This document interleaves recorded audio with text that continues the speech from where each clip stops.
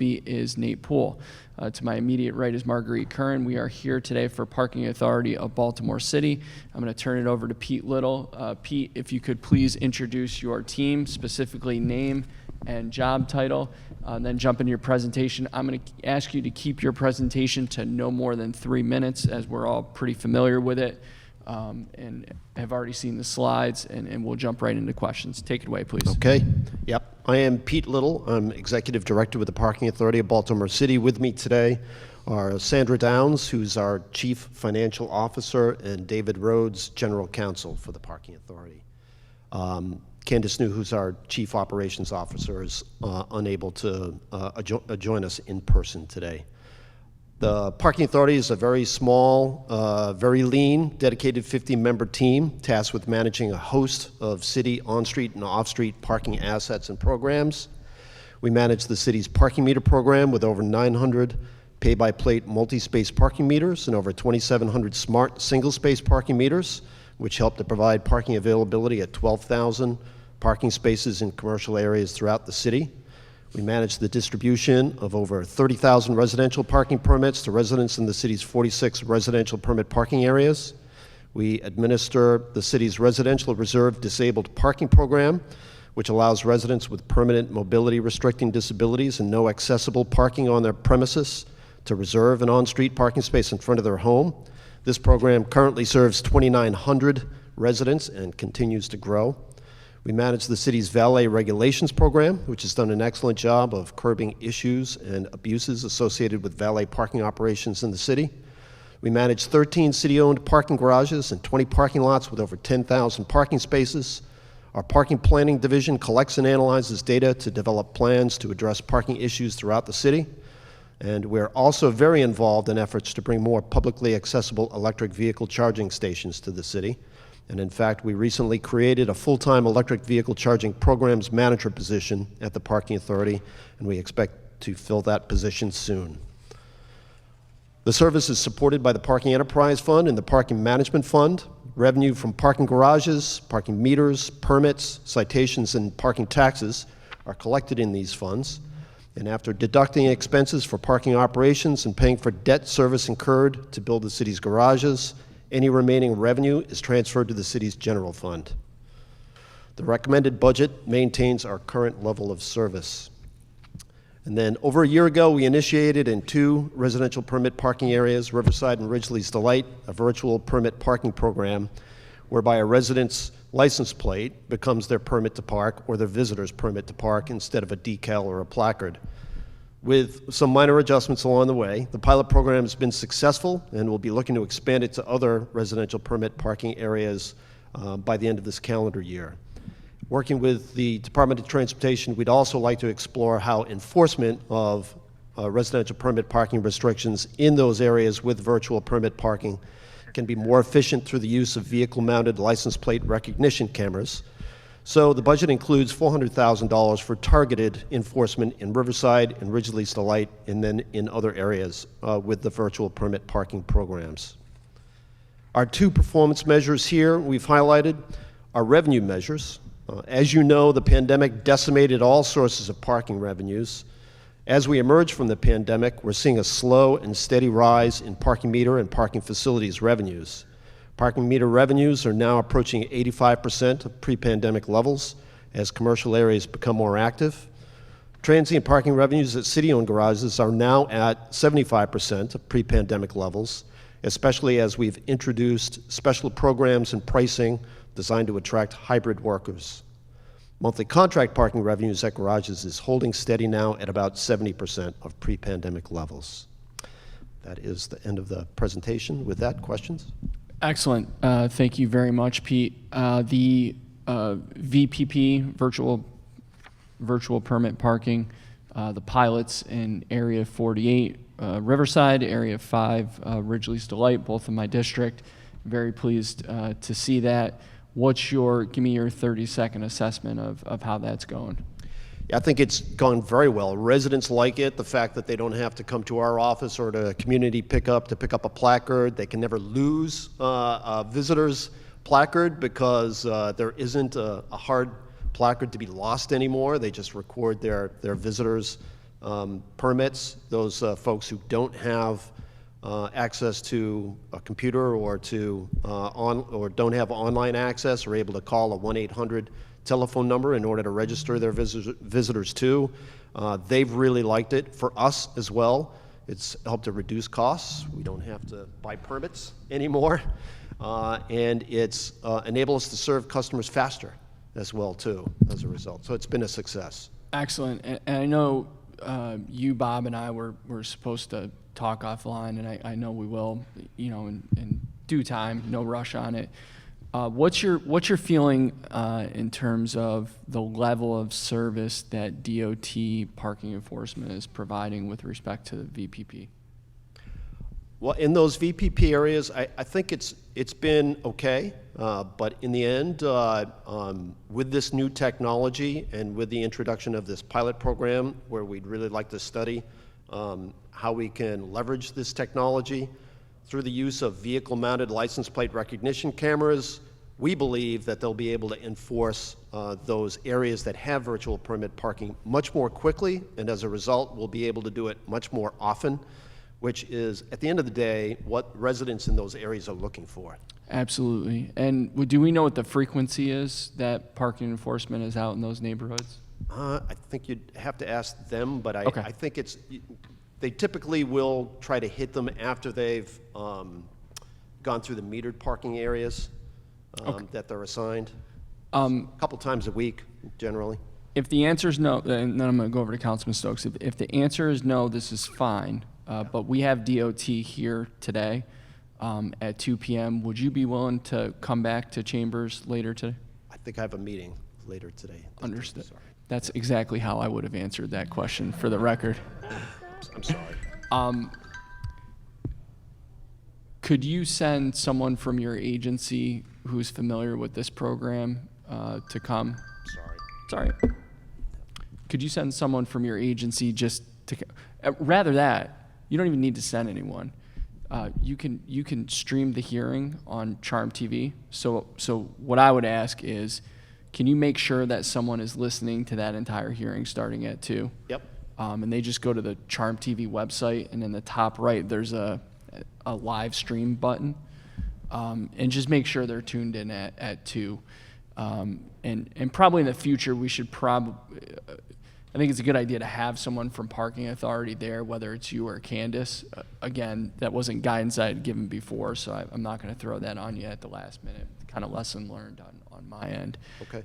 But I'd be curious to get your take, because I do plan to go down that line of questioning with Chief Goodwin from DOT. So, okay. Excellent. Councilman Stokes?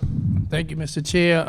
Peter and your staff, we just had finished with the liquor board, who is very efficient, that saved the city money, but run that business like a business. And I want to say to you guys, y'all do the same thing. As a member of the board, I know how efficient you are in making sure you put those quality of dollars where they need to be.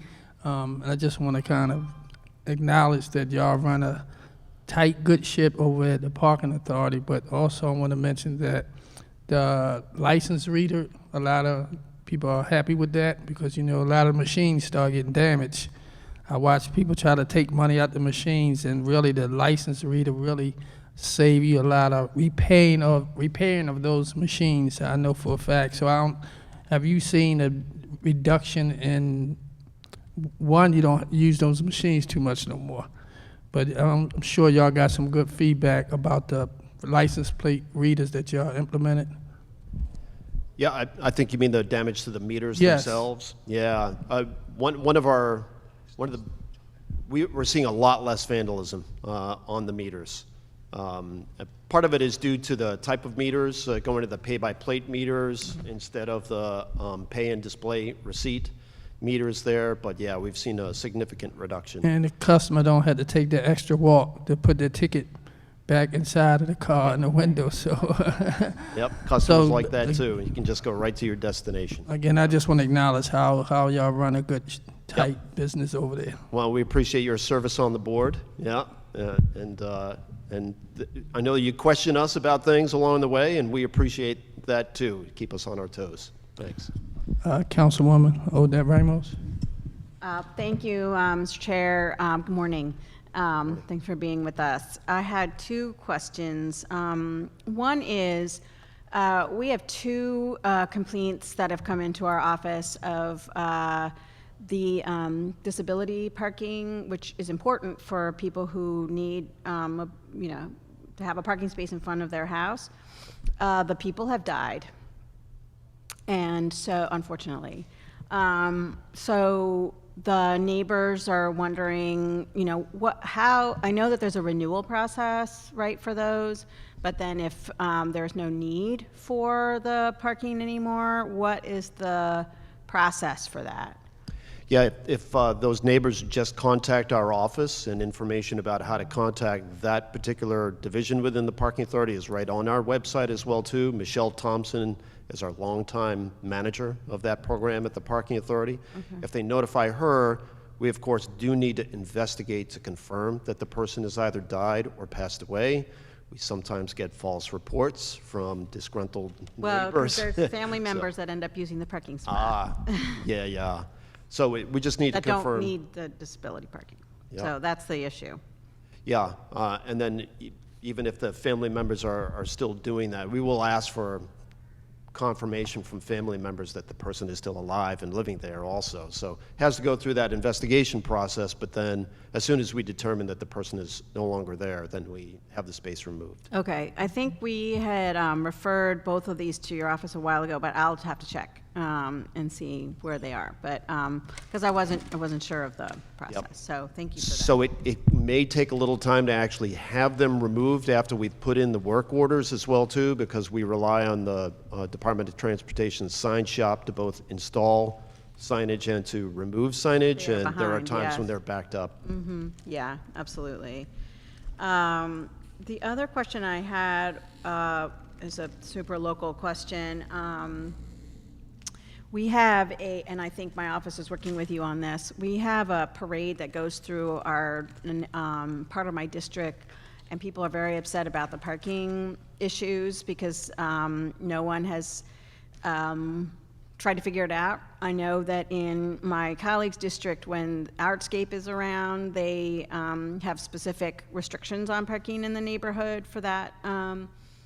And I think there had to be an ordinance passed. I don't have time to get an ordinance passed to try to do reserve parking for just residents during that time.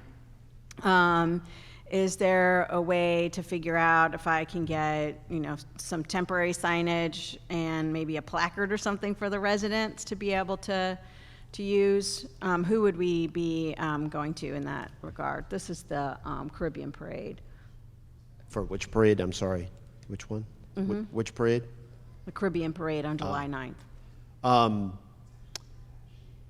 That would involve both us and the Department of Transportation, because the only other legal means is through an administrative order through the director of the Department of Transportation, but we work sort of hand in hand with them when it comes to those types of situations. So if you wanted to send an email or have someone send me an email with the specifics there, then we can help to determine what legal means we have to be able to do that, and then work with Department of Transportation, their right-of-way division, in order to put together an administrative order that DOT's director would need to sign for it. Okay, so we'll probably have to do it that way. Okay, I really appreciate that. Thank you so much. No, thank you for all that you're doing. I think the new, as long as people remember their license plate, right? Because if they have to walk back and forth, I actually take a picture of it every so often, just so that I have it in my phone. The same thing. Yeah. So that's been super helpful. And I think there was some confusion at one point about the zones that those cover. So I have Hamden Avenue, and there's meter parking throughout the whole area. And somebody parked on Chestnut, but then decided that they wanted to park on Falls, and they got a ticket even though they paid on Chestnut and went. So I guess the lesson there is just pay whenever you repark, basically. Right. Yeah. Yes. And as we haven't introduced it in Hamden yet, but we have in some of the other major metered areas of the city. It's what's called demand-based parking meter rate setting. where we are collecting data on occupancy on blocks to determine whether rates should be higher or lower in order to get to a certain level of availability on those blocks. So for instance, To encourage turnover or to, yeah, to maintain availability and to spread parking demand also. Okay. So in downtown, the parking meter rates now vary from 50 cents an hour to $4 per hour. $4 in those most densely congested areas and less expensive. And generally, it's as you move away from the harbor, it becomes less expensive. And as we've seen, the program has helped to create more availability on those high demand blocks and has helped to move demand onto the lower rate blocks, some of which are only a couple of blocks away from the inner harbor yeah, there. that would totally backfire in Hamden because we have the meters on 36th Street and some on Chestnut and some on Falls. But if you make it more expensive on 36th Street to park, they're just going to go park in the neighborhood. And that's not going to be good for my residents. Yeah, so don't do it. I'm saying. It might actually help to spread some parking over to Falls, some other areas that are more underutilized, but we probably No, they're going to wouldn't go have as into big the a park. range. They're going to go into the residents, and I don't have permanent parking there for lots of reasons that are historic, and you probably know about them. Wait, we do. So let's talk about that further. Oh, yeah, 'cause I just absolutely. don't want to have $4 parking on the avenue, and then everybody goes. As I'm looking at one of my constituents who lives there, we don't want to have it. We have to talk further about it because I really don't want to have all of those folks parking in the neighborhood. Absolutely. As Yeah. a matter of fact, we'd like to try to explore again, this was explored at one point, but explore again a parking lot behind one of the buildings back there where there's a surface lot to try to get some relief there. So anyway, we'll follow up. But thanks for mentioning that program. I appreciate it. sure. Yeah. Thank you, Mr. Chair. Colleagues, any other questions? Pete, just want to second Councilman Stokes, one of your board members at the Parking Authority, on his comments regarding your agency.